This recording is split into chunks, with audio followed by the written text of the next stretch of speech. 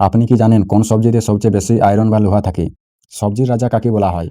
এমনই অজানা আরও অনেক প্রশ্ন এবং উত্তর সহ জানতে পারবেন এই ভিডিওর মাধ্যমে। তাই ভিডিওটি স্কিপ না করে প্রথম থেকে শেষ পর্যন্ত সম্পূর্ণ মনোযোগ সহকারে দেখতে থাকুন। সবজির রাজা কাকে বলা হয়? অপশন ক বেগুন, অপশন খ আলু, অপশন গ টমেটো, অপশন গ লাউ। অপশন খ আলু। নিচের কোন সবজি মাটির নিচে জন্মায় না? অপশন ক গাজর, অপশন খ বিট, অপশন গ ঝিঙ্গে, অপশন ঘ ওল।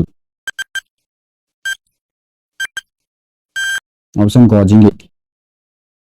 টমেটোর লাল রঙের জন্য দায়ী কোন উপাদানটি? অপশন ক লাইকোপিন, অপশন খ কেরোটিন, অপশন গ ক্যাপসাইন, অপশন গ ক্লোরোফিল। অপশন ক লাইকোপিন। কোন সবজিতে সবচেয়ে বেশি আয়রন বা লোহা থাকে? অপশন ক বাঁধাকপি, অপশন খ পালং শাক, অপশন গ ফুলকপি, অপশন ঘ পটল। অপশন খ পালং শাক। গাজরে প্রধানত কোন ভিটামিন প্রচুর পরিমাণে পাওয়া যায়? অপশন ক ভিটামিন সি, অপশন ঘ ভিটামিন ডি, অপশন গ ভিটামিন এ, অপশন ঘ ভিটামিন কে। অপশন গ ভিটামিন এ। কাঁচা লঙ্কা ঝাল হওয়ার কারণ কি? নিচের কোনটি একটি মূল জাতীয় সবজি নয়? অপশন ক মূলা, অপশন খ গাজর, অপশন গ আদা, অপশন ঘ রাঙালু।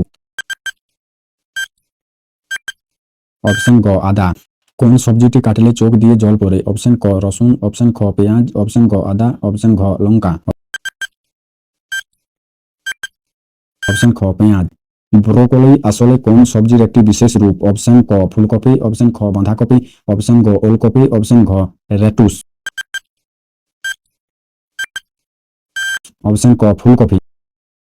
আপনি কয়টি প্রশ্ন উত্তর দিতে পেরেছেন অবশ্যই কমেন্টে জানাবেন। ভিডিওটি ভালো লাগলে অবশ্যই লাইক, শেয়ার এবং চ্যানেলটি সাবস্ক্রাইব করতে ভুলবেন না।